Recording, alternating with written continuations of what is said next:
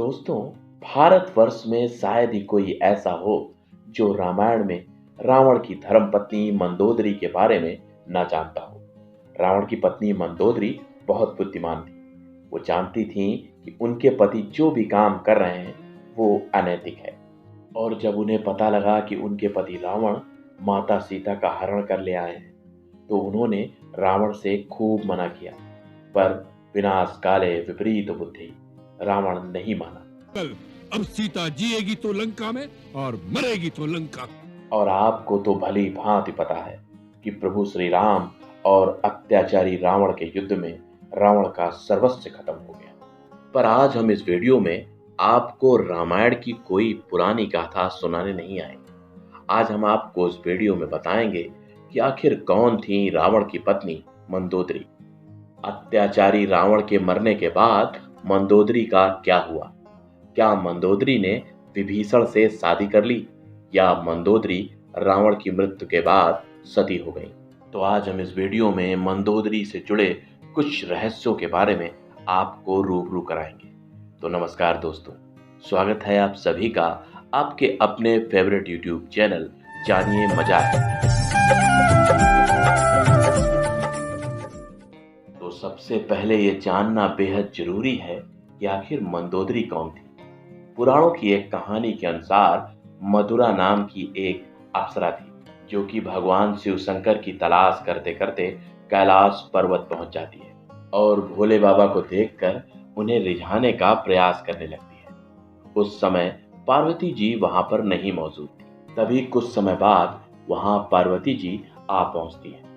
पार्वती जी मधुरा को देखकर आग बबूला हो उठती है, क्योंकि मधुरा के शरीर पर प्रभु शिव की भस्म लगी हुई थी। और मां पार्वती क्रोधित होकर मधुरा को श्रापित करती हैं। कहती हैं कि तुम 12 साल तक मेढकी बनी रहोगी और एक कुएं में निवास करती रहोगी। उन्हीं दिनों की बात है कि असुर राजा मायासुर अपनी धर्म पत्नी के साथ एक बेटी की कामना के लिए कैलाश पर्वत पर तपस्या कर रहे थे और वो भी 12 वर्षों तक तपस्या में लीन थे।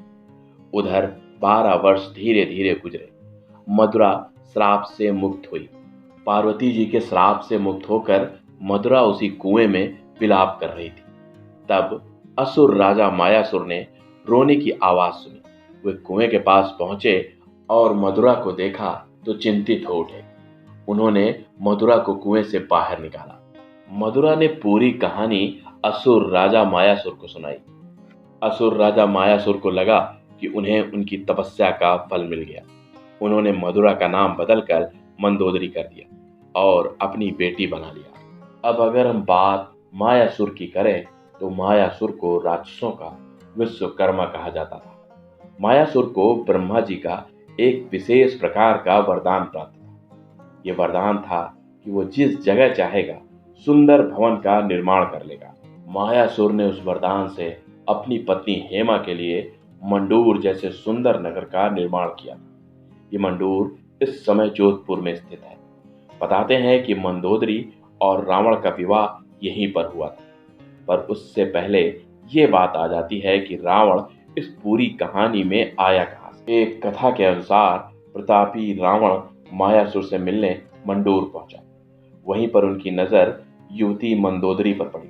रावण पहली नजर देखते ही मंदोदरी पर कायल हो उठा।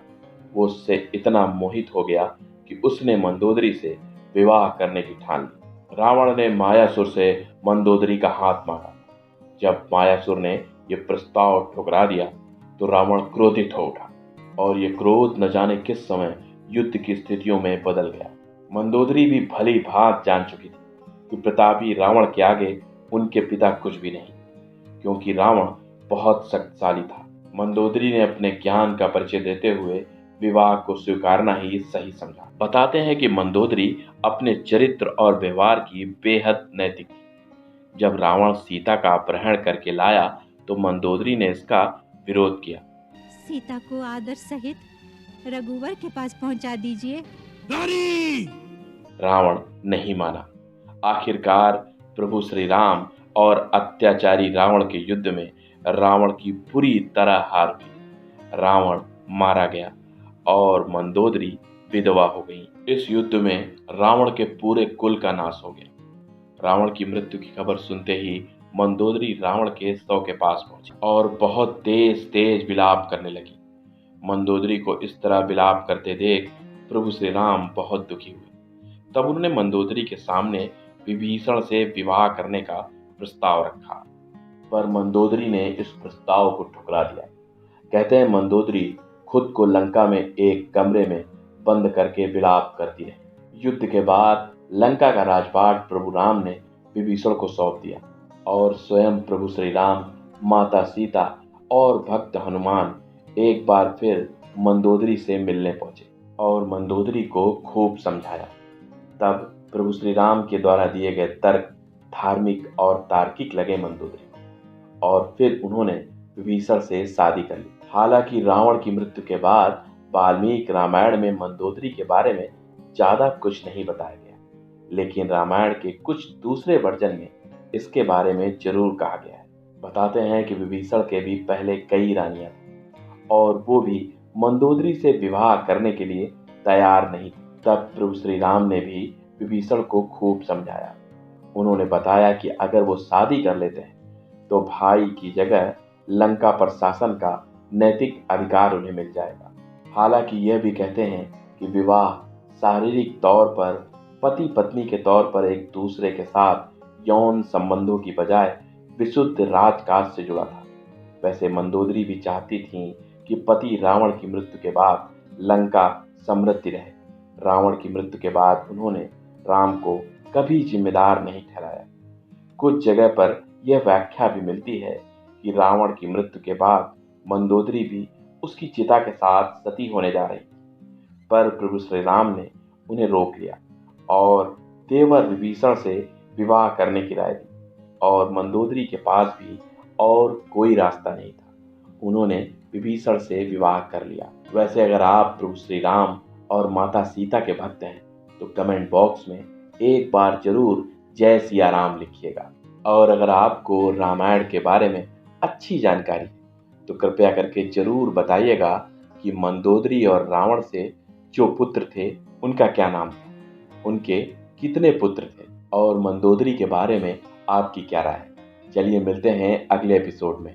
अगर आपको हमारा ये वीडियो थोड़ा सा भी अच्छा लगा हो तो प्लीज़ लाइक का बटन जरूर दबाइएगा, क्योंकि आपका एक लाइक हमारे द्वारा किए गए 5, 6, 10 मिनट के वीडियो में की गई 10-15 घंटों की मेहनत को साकार करता है। चलिए मिलते हैं अगले वीडियो में। जय श्री राम।